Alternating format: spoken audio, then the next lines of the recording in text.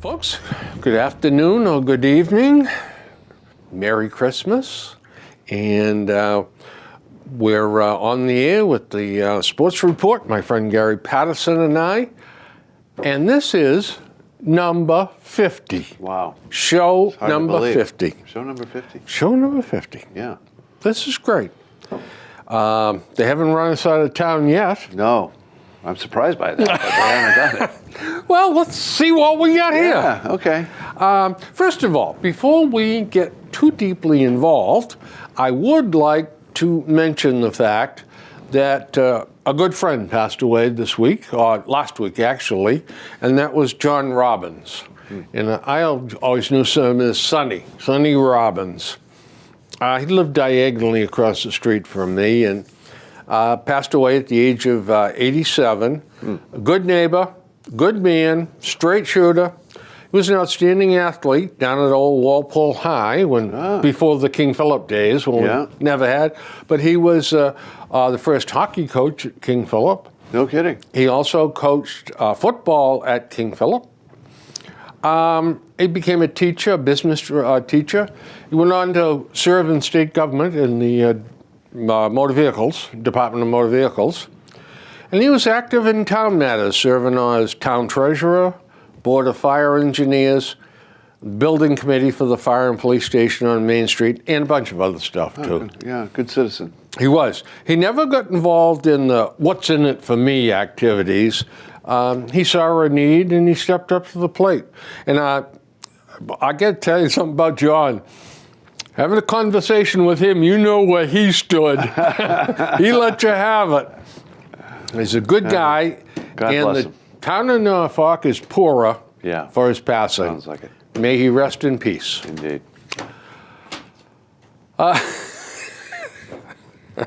This is a great news article here. Okay. A worried resident in Germany called the police because he thought a World War II bomb was in his backyard. Really? Now, this is not uncommon. No, it's not. Yeah. So they rushed over and they found a very large zucchini. Very zucchini. Yep. I don't know about you, but I get the two mixed up all the time. Yeah. Interesting, yes, a World War II bomb disguised as a zucchini. You know, when I went to Germany I was over there in 64 and 65, and I'd go into Nuremberg. I drove all over Germany.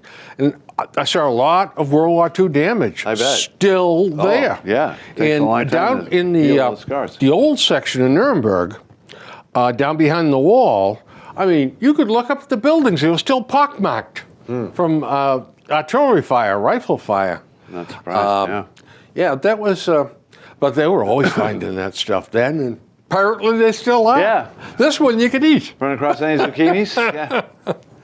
Why are a woman's hands colder than men's?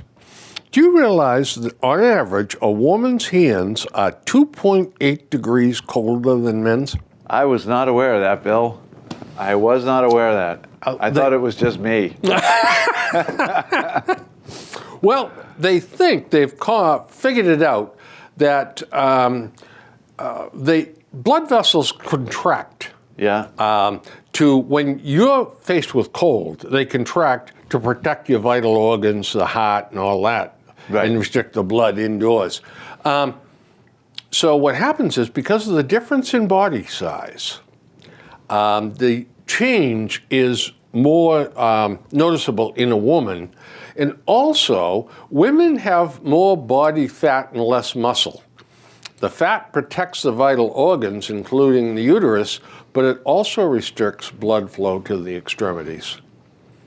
Women also tend to lose heat faster because they're generally smaller than men. So, Gary, wonder no more. Wonder no more. You never know what you're going to learn. When someone asks you, you'll be able to lay it right on. I'm going to just refer them to you, actually.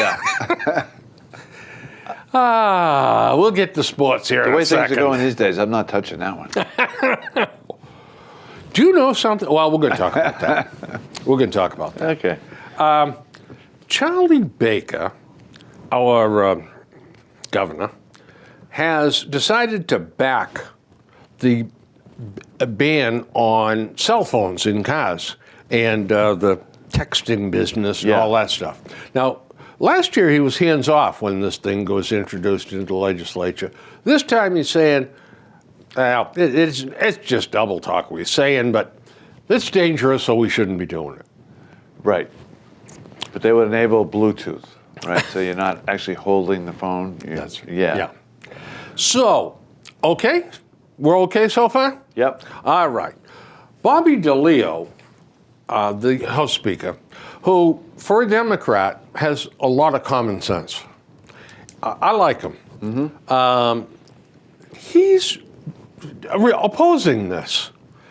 And I got to tell you, saying he's heard a range of concerns, including fears of minorities being targeted in stops. For using their phones? Because he feels no one's going to stop using their phones, so it'll...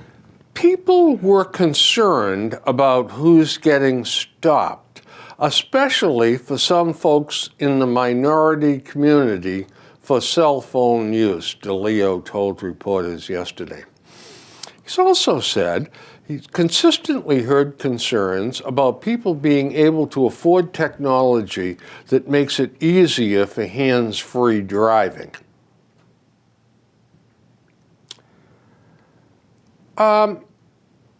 What? This argument is ridiculous on its face. Right. I mean, unless the minority community has gone to DeLeo and said, aren't your cops stopping us enough? Now you're going to pass another law that's going to give them another reason to stop our kids. That's the only thing I can think of. That is I would assume that is exactly what it is. It's another reason, another piece of probable cause. Yeah. That you get, and once you pull them over, you can do other things. Right? That's right. So that's the concern. Yeah. Right. So if they're texting, and if we feel it's dangerous, right, or talking on the phone, right, then why should they get a pass because they're a minority?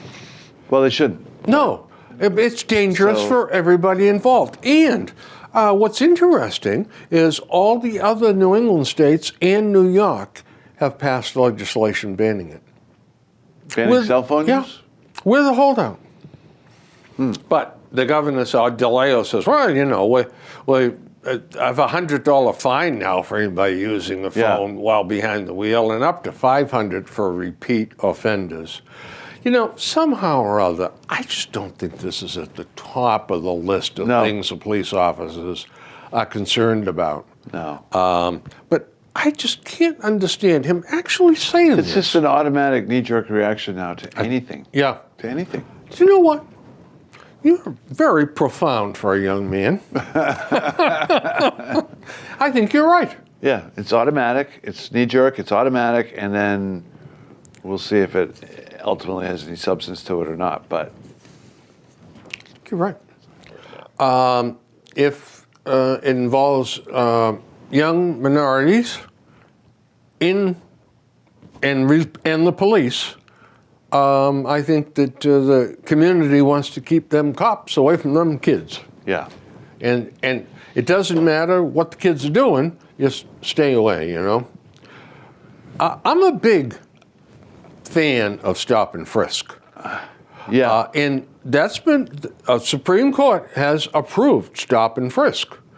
Now, if kids are It was killing. very effective in New York City. You can't argue the fact that it was effective in New York City. Yeah, like about 100% effective. And that the crime rates have shot back up since they began. That's right. That's right. I mean, the numbers are the numbers. That's absolutely right. But if kids are killing kids, and the community says there's too many guns on the street, but if you move after the kids to take the guns away from them, they say you're singling out our kids. Well, your kids are carrying the guns and shooting people. Right. What the hell are we supposed to do? Right. Down with them. Well, do you think there was any black-white bias or whatever in the Gronk suspension? I think the whole thing is absurd. I think it was, he lost his head.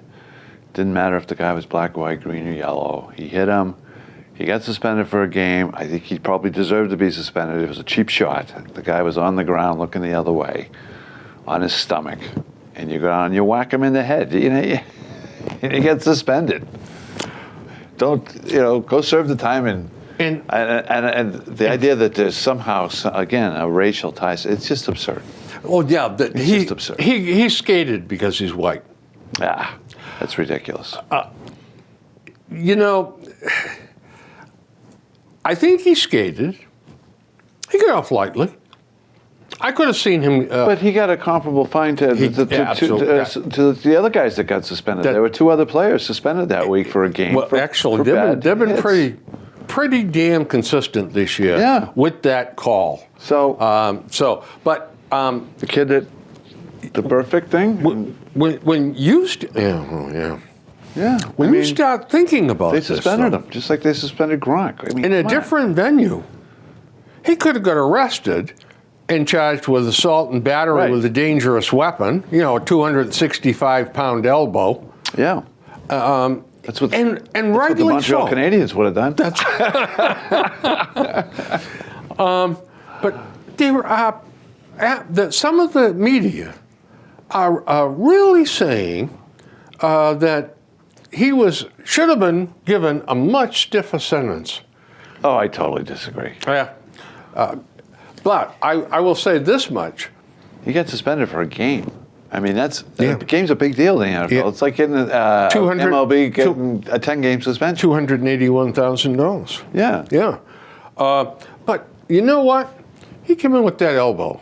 Boy, if it had been a little bit more this way, that kid could have been in the hospital for the rest of his life. Yeah. And that seems to me and I wouldn't have trying to take out. And I wouldn't have been crying foul if they had suspended him for 2 games, but thank God they didn't because we need him against the Steelers. Yeah. Well, and was that part of it? Did they not? Does the NFL want him on the field for the Steelers game? That's the biggest game of the year so far. Do you know? Now, just color me stupid, okay? Because I sometimes I'm not right at the top of my game here. I worry about other things besides football. But the referees have been told not to eject players, that the fans want the players on the field. They pay $135 for a ticket. They don't want to see the stars sent out. Well, first of all, it's not going to be the stars. Unless it's just so flagrant they can't ignore it. Well, that's right. But what And other than that, the league says, we'll take care of it. We'll fine them. But we'll take care of it. We'll suspend them if we have to. We'll fine them. What is so flagrant? I mean, the guy's head hanging by a thread or something? Or Yeah. I'm afraid that's what it is. Yeah. And I'm afraid guys are really going to get hurt.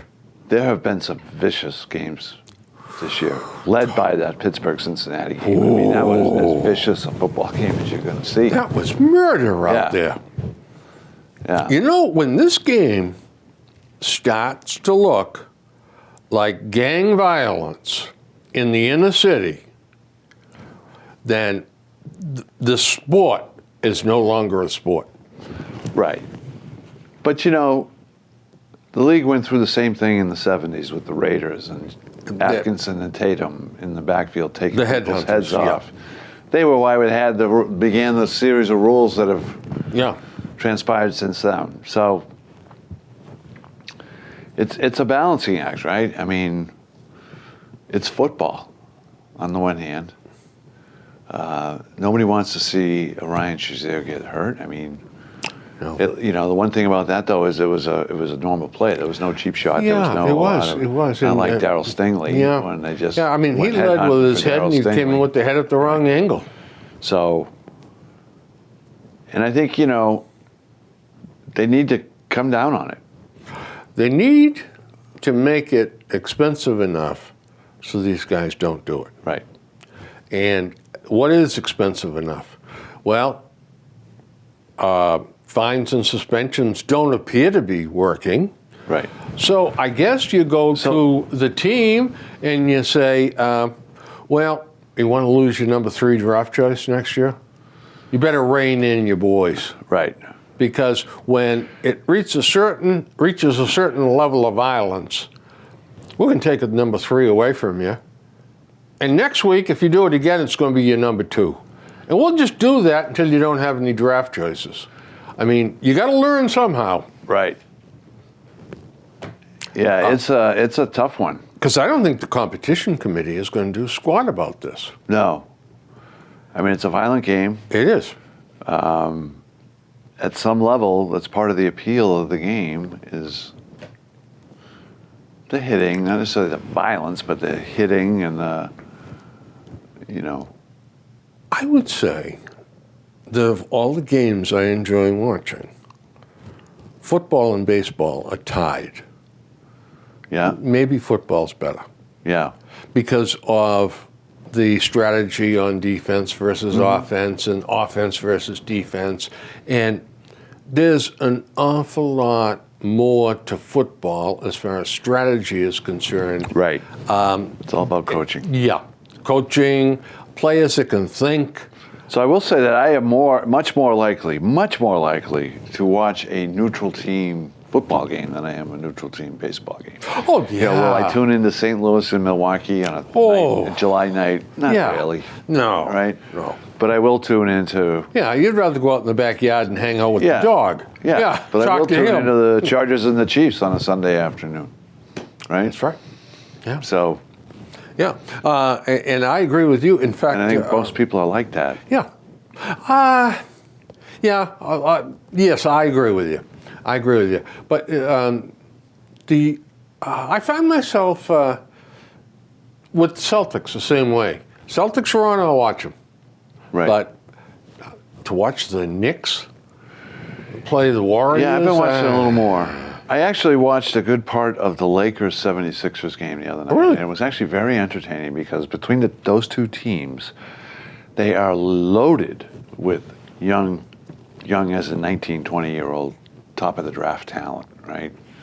Philly's loaded. The Lakers have a couple of, they can really add a couple pieces. They're going to be back before you know it. Yeah. Isn't it interesting that we're letting the younger players play and we're finding out they can play? They can play, yeah. Like Tatum. Never mind that 3 years on the bench, And I'll tell you, Lonzo Ball's a player. Yeah. He is. It's going to take a little while. You can see the rawness of his game, but he's a player. Yeah, well, he gets tired. We'll see what happens with Fultz. Hauling his father around on his back all the time. Yeah. And his two brothers who decided to go pro out of high school, even though they said they'll never play in the NBA. So when I have to believe they're good enough to at least gotten college scholarships and go to college and play basketball and instead they're going to play over in Bangladesh or someplace. Lithuania. Well, they figure they can perhaps finesse their way into the league that way. Yeah. Yeah, well. Let's know how that works out. Yeah. Yeah. That's happened to a couple of guys that have made a career out of it. But, well, so I guess we can now phase into the number one subject. Okay. What happened to the Patriots? Bad night at the office. Boy, I'll tell you. Yeah, it really was. It was pretty much a general breakdown across the board. It was. There wasn't anything to brag about out there. You have to have an edge to you to play in that. And Miami had the edge, and the Patriots didn't have the edge all night. Lack of physicality on the part of the Patriots. No rough nastiness out there. Is that good or bad? Sometimes you got to play with an edge. Yeah, and I don't understand the intricacies of it, but I just don't understand how it is you're halfway through the third quarter before you have your first completion to a wide receiver on this team. I just don't get how that works. Yeah, it was as though game plan. I know Gronk wasn't there, but yeah. Well, Gronk wasn't there, and that's for damn sure. And they just took the other guys out, I guess. But I mean, he's chucking the ball to Dwayne Allen before he's throwing to his wide receivers for crying out loud. So it was a bad night. And the other thing is just, the defense is just, I mean, they're so banged up. They are so thin. When you look at the kids that got on the field, and they're trying their hearts out, but, undrafted this year, undrafted last year, picked off somebody's practice squad. Yeah, and Jonathan Freeney was back. Yeah. And when you're facing Sue and I was just, they lost the game. That's it. I was just really glad Brady got out of town healthy. Yeah, because I'll tell you, he took some shots. And Sue was yapping before the game as usual about his goal was to hit Brady. And what you got to do, you've got to have, someone out there that is able to handle Sue. Yeah. Both with the mouth and with the blocking. Yeah, the offensive line had a tough night. Yeah. Tooney had a real tough night. He was getting abused. Yeah, he was. Yeah. He's a finesse player. Yeah. He does not have brute strength. Yeah. He got shoved around. And they've covered that up pretty well. Yeah. I mean, he didn't have a sack until game before last or last game. Yeah. But it's one of those games, and when you step back and look at it, this happens all the time. It's a division game on the road. It's Miami. Hello. Yep. Down there. How long have you been watching games at Miami? It's Yeah. Very rarely do they go down, which doesn't explain one iota why you and I backed the Patriots giving away 11 points. But sometimes I just go brain dead on some of this stuff. I say this makes sense last week, and I'm a raving idiot this week. Yeah. Jeepers creepers. Well, the league's like that. It's very hard to find real consistency in teams. It is. Yeah. Now, I'm not saying we have parity. Pretty close. Pretty close. The good teams are still good. Yeah. Consistently. Pittsburgh. The Patriots. But the bad teams are really terrible. Bad. Really and there's bad. So many games that are just bad teams, I mean, you look at the list that we're going to pick later on. I mean, and you look at Cleveland. Well, they straightened everything out this week. They changed general managers. Yeah. That'll do it. Yeah, especially with a couple of games left in the season. I mean, he'll turn it right around. Yeah, I'm sure.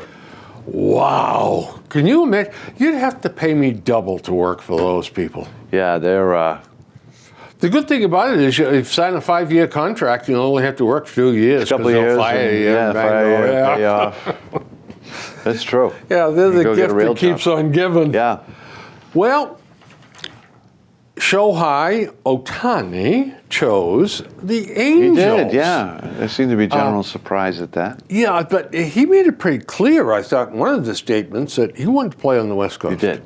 That's what I understood, too. And it'll be interesting watching him as to whether they let him pitch and hit both. Yeah. Also, is he going to be like Dice K? Is he going to start in the majors? Yeah. The manager,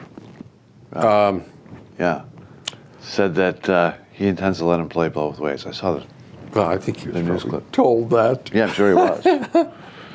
So it's kind of, it's kind of like, hey, if you can do it, fine. If you can't. Yeah, it'll be interesting when he can't do it and they have to send him to the minors, and then there'll be some upheaval. Yeah. Well, it's going to be interesting. I'm actually looking forward to the Angels coming to town. Yeah. His name begins with an S. The ex-catcher. Yeah. To the Dodgers. Scioscia. Mike Scioscia. Yeah. Yeah. But anyway, yeah, I thought that was interesting.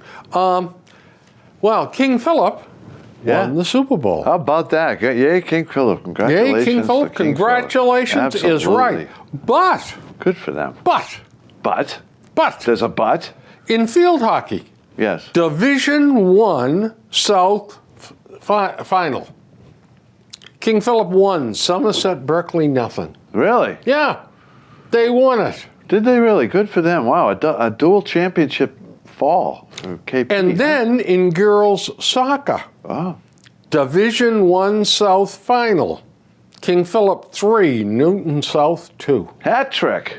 3 championships. 3 championships. For the athletic department. Yeah. Huh? Wow. So, King Philip, whatever it is you're doing, keep doing it. That's impressive. That is. Yeah. Yeah. Now, they've always had good field hockey teams over there. Yeah. And girls softball is very good, too. So this is great. And you know what? Kids that play athletics don't mug little old ladies. Yeah. As a rule. As a rule. As a rule. Do you realize that out in San Francisco, AT&T Stadium, last year, only 4 right-handed hitters hit a home run to right field? I did not realize that. Nor, very many. Nor did I. Over 80, and nor did games. Dombrowski until he was told that. Huh. That is unbelievable. In San Francisco? Yeah. Down by the water there. Huh. Wonder if it's a wind issue. I mean, lefties seem to clear. This big right field out there. Yeah, but lefties hit it into the bay. Yeah. Oh, yeah. Yeah. So, only 4 right-handers. That's surprising. Do you realize the Yankees have not had a losing season since 1992? No, I didn't. I thought they had one snuck in there somewhere. That's what was a little blurb in one of these general purpose. Well, I feel confident in saying they are not going to have a losing season next year. Do you know the Dallas Cowboys have had a winning record? They hold the record for the winning record, 21 straight years, 1965 to 1985. Huh. 20 years with a winning record. So we're at 17? Yeah. Yeah. That was the point of that. Right. That one-liner. And it was the ex-quarterback for Dallas that threw that in. That little tidbit. Romo. Well, Joe Morgan, Hall of Fame second baseman. Yes, Walpole, Mass. No, the other Joe Morgan. Yeah. Is urging voters to keep known steroid users out of Cooperstown. Steroid users don't belong here, Morgan wrote. What they did shouldn't be accepted. Times shouldn't change for the worse. And a spokesman for the Hall of Fame called Morgan's letter a Hall of Famer initiative. Our role at the Hall of Fame was to support our players who feel strongly about this issue, that they decided to speak out. They took the lead and asked us to provide administrative support to help get their message out. Mm-hmm. What do you think about that? I certainly understand the argument, and but I think it's a losing argument. Joe Morgan. Great player. Great player, and he did it the right way. Right. And he sees the cheetahs come along, mm-hmm. and the cheetahs are standing in the same line that he stood in to get in the Hall of Fame. Right. And he's saying, wait a minute. Right, absolutely. Yeah, that's fair. That's a fair flag to raise. Yeah. And I feel the same way about immigration. Look, there are people on a list in Mexico, and in Guatemala, in Venezuela, to come to this country. Right. And they are staying there. They've done it right. They've made an application. They've filed for permission to emigrate to the U.S. And they're standing in line waiting, and you got this horde crossing the border down in Texas, coming into this country, not by force, but by guile, mm-hmm. if you will. That's not right. No. They're passing by these other folks. People that are that are doing it legally. And when we stop obeying our laws and working within a framework of justice, anything's possible after that. We're already doing that. Yeah, we are. And it stinks. Yeah. Yeah, it really does. This stuff about the dreamers. Do you know that, and I got it in here someplace, but of the immigrants that came to the United States last year was in either the high 60s or the low 70s. They were chain immigrations. Mm-hmm. Yeah. Where they had relatives already here. I think that needs to change. And they never really get vetted. Right. Yeah. That's not right. That needs to change. Yeah. Now, Adrian Waddle. Mm-hmm. He's hurt now. Yeah. But do you know he played well when he was put in the lineup? He did, yeah. I give him a lot of credit. Yeah. I mean, he's obviously worked hard because he's been on and off the practice squad. Yeah. And been around a couple of years now. And he's worked, And he's a big guy, and he looks like he's turning the corner. But I got to tell you what he said. See if you pick out what I picked out. I played pretty early in my career, and getting that little taste of playing, that was awesome, man. And when I tell people about how excited I am to play now, honestly, it's like, well, I'm like a junkie. I get out there, I'm like, oh, this is what I've been missing. It's amazing. I got that taste, and I want to get back out there.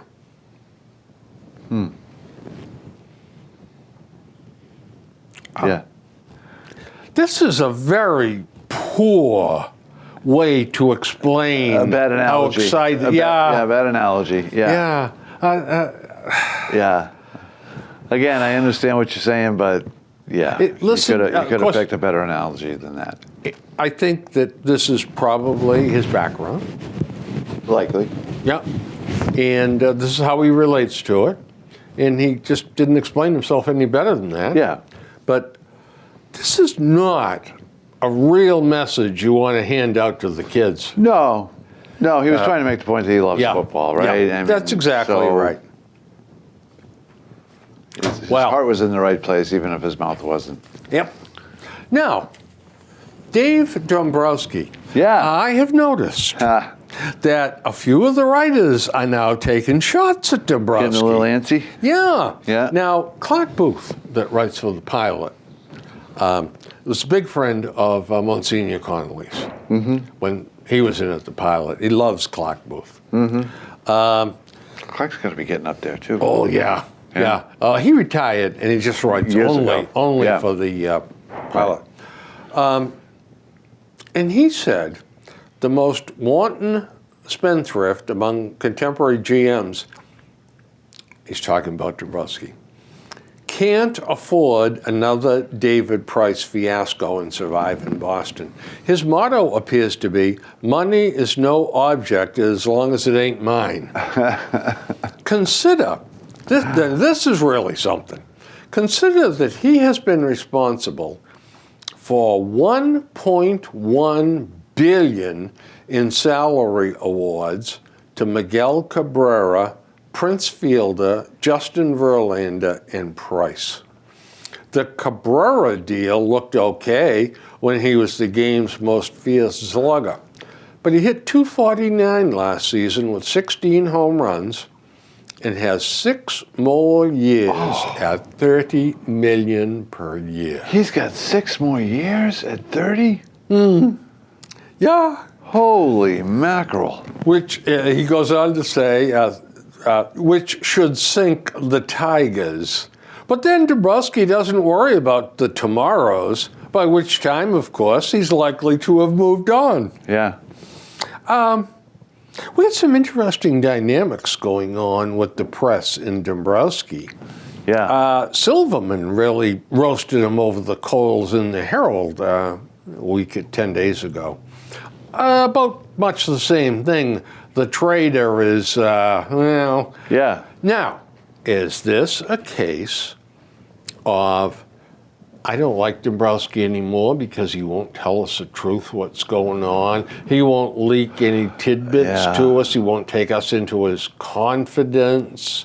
It's not like the old days when a couple of the writers could go in and sit down with Red Auerbach. Right. And Red would tell him what's going on, and they'd also look at him and say, you keep your mouth shut, or you will be dead from now on with the Celtics. He had them. Oh, he had them, is right. I don't know, but why else would they turn on him? Yeah, I don't know. I don't know. I don't know. He needs to produce. Or is it that we just eat our children here in Boston?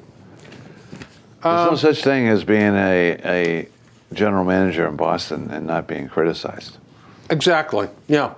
Now, here's another tidbit here that I found interesting and kind of like buried in the middle of an article.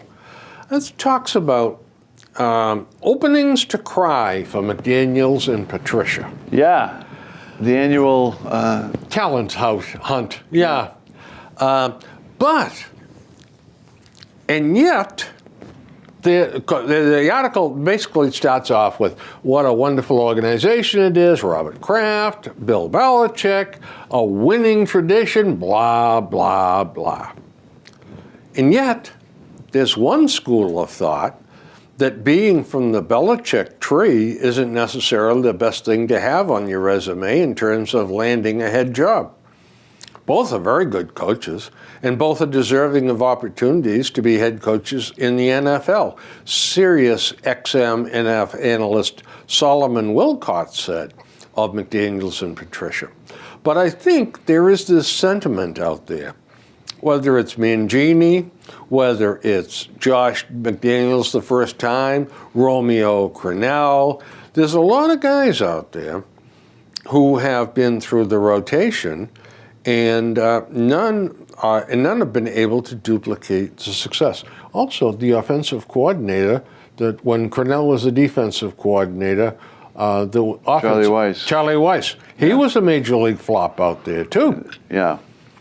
No one's really been able to stick and stay. So while they're going to benefit from the success also causes questions. How successful can they be on their own outside the apparatus that is the Patriots, built by Belichick and won on the arm of Tom Brady? That's the elephant in the room. It is. And given how Belichick's coaches have struggled after leaving, discounting Bill O'Brien, who's done pretty well, teams might not be as quick to hire his disciples. Yeah. And I think there may be something too about independence. You don't get a lot of independence from Bill. You do it Bill's way. You do, the Patriot way, though. Yeah. Yeah. So you're structured. Yeah. You're inside a box. Yep. And all of a sudden you're outside the box, no structure, and now you're a head coach. So, when you talk about Josh McDaniels, you don't know, right? It's tied to how long Bill's going to actually be around. I think he's going to be around 2, 3, 4 more years. I think so, too. Right? And so would he move on? Again, I think he would look for, he won't just take any job. But same with Patricia. I don't know. If I was an owner of a team, I'd be interested in McDaniels. Mm-hmm. Not so much Patricia. I don't know about Patricia. I don't either. To be the head man. Yeah. To be the face of the franchise. Yeah, and to be articulate with the press and to really get to know his players. I guess the players like him. But what else are they going to say? Yeah. They're going to say, he's a... So if you're Josh McDaniels, I think you can afford to be selective. Mm-hmm. Right? Giants? Maybe. The Giants are a good organization. They got the money. Well, the question is, are you moving on from Eli or what? I think they're going to, sure. I think they're going to as well. And you probably get a young quarterback there. Now, the rumor du jour is that Nick Caserio is interested in being GM if Josh is willing to get on there and be the coach, and vice versa. Yeah, come as a team. Does that make sense? It does make sense. I think it makes a lot of sense. Yeah. Because, boy, you know right away how you fit and how you interface. And you go to a situation where two known quantities versus two unknown quantities that are going to have to work together. Well, the known quantities are obviously going to find it easier to work together, I think. Yeah. It'll be interesting to see. It's interesting every year. You know, we look. Now, one of the guys, the talking heads, who the hell knows who they are and what, but one of them said, I have it on good authority that Patricia could have had the Cleveland Browns job last year before they gave it to Huey. I believe that. And yeah. I also believe he didn't want anything to do with it. Yeah, I also believe that he probably went to Bill and said, Daddy, what do you think? That's a disaster franchise, and it starts with the ownership. And if the ownership on your value comes up bad, walk away. Yeah. I mean, no, don't walk. Run away. Run away. Yeah. In case they catch you. Yeah. Now, because next time Josh goes, he's got to make it work. He does. You're absolutely right. Now, so there's a school of thought that says he's probably being overpaid by Belichick. Probably. Why not just sit here and continue to cash those checks? Right. Right. I would guess that he's one of, if not the highest paid offensive coordinator in football. And I think he likes to win. I think I've heard that his family likes this area. They like living here. You know. Yeah. You're going to go live in Jacksonville, with your kids. So maybe.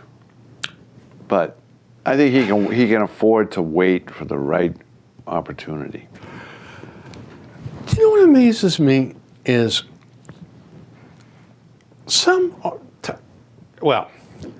let me see if I can phrase this halfway intelligently. It would seem to me that if I were in his position and Kansas called me, or Missouri called me, or Florida State called me and said, gee, we got $25 million kicking around. We don't know what the devil to do with it. So how's $5 million a year sound to you to come on down and get this program in shape? Could be. Isn't that? That could be very tempting. Like that. Yeah, and then go down there. Yeah. And with the confidence that your ability will carry you through, and then move on to Michigan State for a bigger paycheck, and then go back to the pros. If you want to, Yeah, because if you establish yourself out there, the pros will come calling. Yeah, he has a lot of options that he can. Yeah, I mean, look at Jimbo Fisher. Yeah. I mean, he laid an egg over there at Florida State. At the end, Yeah, waiting for Buddy Bowden there to retire.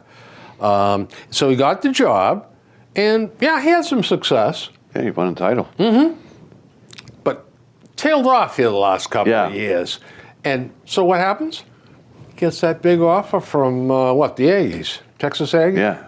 A&M? A&M. Yeah. And that, boy, like $7 million a year or something, we won't be having any beans and hot dog suppers for him to keep his family alive. I mean, but... Plus, I remember seeing Steve Spurrier talking about the difference between college and pro scout coaching. He says college scouting and coaching is much easier. Of course. Yes, you have to do the recruiting trips. Yes, you have to go, beg these kids to come. But he was talking about it on the Golf Channel because he was talking about how much he got to play golf when he was at Florida. And when he got to the pros, he didn't have time to play golf anymore. Well, what I also heard one of the college coaches saying is, at that age, they still listen to you. Yeah.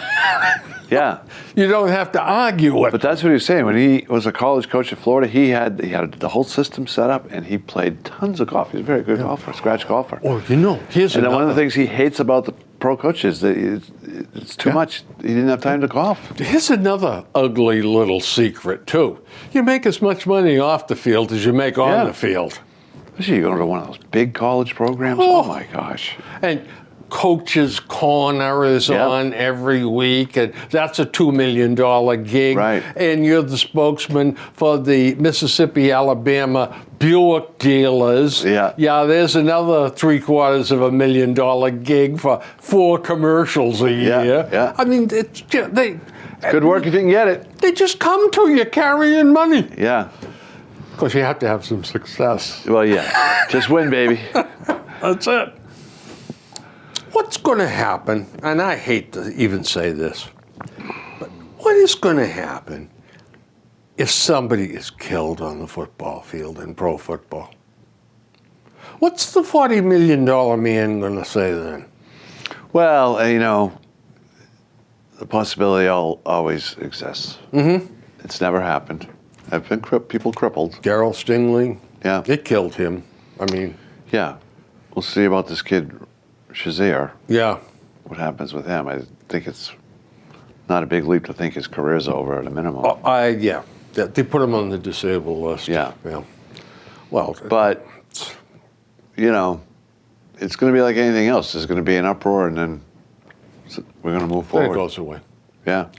Too much money flowing. Too much cash flow. But I've got to believe, okay, that if let's just say, for instance, I was on Goodell's staff, and I would say, Mr. President, one thing that you really probably should worry about is if this business about the serious injuries continues, the morons in Washington may decide to do something about this, especially in an election year. And don't you dare underestimate their stupidity, because they are capable of anything. Right. And what if they knock the pins out from under football? How long's that $40 million contract of yours going to hold up? Right. How long are the owners going to accept a 30% reduction in their TV fees because people aren't watching the game because it's gotten too violent?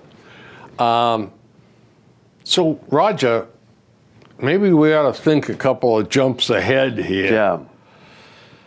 But I think Roger's probably just cashing them checks and saying... I mean, what you're talking about is a rule that says you cannot lead with your head, period. Yeah. You can't lead with your head. Despite the rules they have, there are vicious head-to-head hits every week. There's a couple of pips in the Miami game. But a lot of times it's not even... They're not head-hunting. It's just the game. They're coming together. Yeah. And he comes in, and he's got his head down low, and it rides up. Right. And the next thing you know, the two helmets are whacking into each other, and neither player really intended to do it. That's tough. You can't...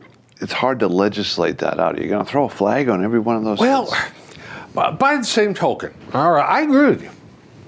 By the same token, do you think there's any bias against the Patriots by the officials? I don't think it's enough to make a difference. Okay. Maybe there is a little, but I don't think it matters. I think there is.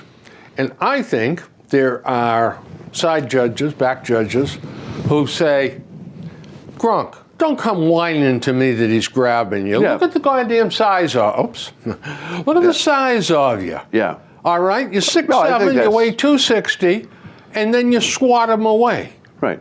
All right, I'm going to call offensive interference on you all day long. Yeah. Well, and Gronk is saying, I got fouled 3 times on that route that I overreacted on. He pulled his jersey twice, and then he got up under him. Yeah. I mean, good Lord, how can they be that blind? And because, if they apply a higher standard, they're going to be throwing flags all day. And maybe that's good for the Patriots, but it's not good for the game. Well, but you're going to have 25 different flags thrown in these games. It stops the game. Yeah, but if you do throw the flag when Gronk gets grabbed, they're going to stop grabbing him. Right. They're going to stop throwing the flags because the coach is going to be out there screaming at them. Right. Well, you just can't guard them. So, well, all right, we're going to have to double team them then. Right. But if you can't stop them legally, and you're hoping that the officials will give you a pass on it, but would you ask? In that case, there was 2 face masks. I mean, blatant. Yeah. The inconsistency seems to be even worse this year. And I mean, you know, they've missed so many things. Listen, the inadvertent one, The where you hands to get the in face. here and you pull it down. Yeah. Okay, but when you pull this one, Right. and you're 330 pounds, Right. man, you're looking to do some damage. But you're right. And I thought that was one of my favorite refereeing outfits there with, or what the heck's his name? The referee, and they stunk. Yeah. They really did. I cut this out because it's really good. Stanton to Sox talks heating. Yeah. Let me know how that works out. Yeah, Michael Silverman. You know, why is the Herald declared bankruptcy? Yeah. Yeah. Good Lord. So, as we approach the year 2018, what are you hoping for? I'm just hoping to have a good year. In terms of myself or sports or just... just generally speaking, from life. Yeah, I'm hoping to just stay healthy, right? And family stay healthy. And I'm hoping the Pats win the Super Bowl. You know? Two noble things. I want to enjoy my life. That's right, yeah. That's all. It doesn't have to be fancy. No, I just I know. want to enjoy it. I know it, yeah. I feel the same way. You know, at 77, I'm still healthy. Yes. And, well, maybe not mentally, but... Well, no. close enough. But, and I just want to just keep rolling, you know? Enjoy the... I went down and got my Paw Sox season tickets. There you go. Day before yesterday. There you go. Spring will be here before we know it. Get that all signed up. Yeah. So, do you have any predictions for anything that's going to happen in the year 2018? Boy, predictions cover such a wide swath. Oh, I know. You know, a whole set of sports predictions. There's a whole set of political predictions. Maybe we ought to There's wait till next A lot of stuff time going to and happen. see if we can list a few of the more important things that are going to happen. So we're starting to run out of time here. So I've been sandbagging on this one. What do we make of all these claims that women are making about dominant males being sexual predators? I said dominant, I meant prominent. Yeah. How come Bill Clinton still gets a free pass? Right. Is he really made of Teflon? He is. Yeah? He is. Not that I relish in watching the anguish of others, as Don Imus used to say. But I've got to tell you, seeing Al Franken and Charlie Rose, these two arrogant phonies roasted on the barbecue, man, it makes it somewhat enjoyable. Right. And the smarmy Matt Lauer makes 3. Yeah. But what do you think of this? Well, I was talking... Well, you know, I understand that, I believe that, you know, people who have been victims need to have their day if it's true and it's legitimate. You know, I will say standards change. So, you know, when you talk, I mean, physical stuff, okay, fine. That's just, that never changes, right? But you remember the days of what used to go on in offices 20 or 30 years ago. Oh, yeah. And it's like the Wild West compared to now. Right, it really was. Yeah. And the majority of it was verbal. A lot of it was meant to be, you know, funny, etc. And women handled it one way or another. Some of them were tough as nails, and they'd give it right back to you, right? And others just knew how to handle it, and others had problems with it. So, you know, I don't begrudge anybody who's truly been a victim to come forward and say something. What I do begrudge people who really weren't a victim. Yeah. but they want to be a victim. Well, you know, right. Yeah. Right. What bothers me and it's a slippery slope because all they got to do is accuse you now. I know. There's no due process attached to this. That's what I was going to say. Yeah. You know, people are just, if you got guilty. an accuser, you're guilty. Yeah. It's like, what about due process? Oh, there is no. No, there is none. That's like the Salem witch trials. And you ruin it, and you're ending people's careers without any due process. Well, yeah, but it doesn't happen. Well, what about the Duke rape case? Yeah. Yeah. Exactly. That didn't happen? Right. Yeah. But how about those guys that were involved that never touched that woman? Right. Yeah. I mean, and so I mean it's a legal standard, it's a moral standard that this country depends on. We get to the point where you can be done or even locked up because of somebody accuses you of something with no due process to prove your guilt or innocence. Yeah. That's a scary proposition right there. Really and truly. And whether it's sexual assault or it's robbery or guns or anything else. Mm-hmm. Yeah. You know, every citizen has a right, even these scumbag criminals have a right to due process. Oh, well, the scumbag criminals seem to have more rights. Well, but the answer is not to remove due process, and that's what's happening. That's right, yeah.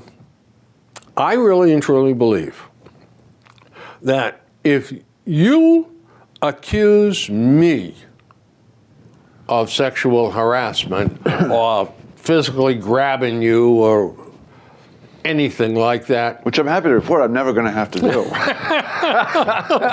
Good.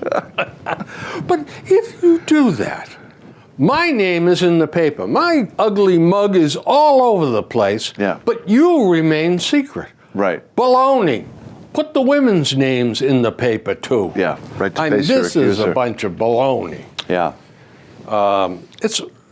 And you just know it's, you know, and it's too bad because there are real victims and everybody gets painted with the same brush, right? And there are real victims who deserve to be. Oh, yeah. Do you know that I know guys Time to wrap it up. whose method of making out was to bat the girl around? Yeah. Yeah. Yeah. And thank God those days are gone, but those guys are still out there. Yeah. Yeah. Well, folks, we haven't solved anything, so we'll be back in a couple of weeks to solve it. All right, we'll give it another shot. I Give it guess, another shot. Listen, thanks for tuning in. Hope you enjoyed yourself, and I hope you have a merry, merry Absolutely. Christmas and a wonderful, prosperous New Year. Bingo. Yep. Good night. Night.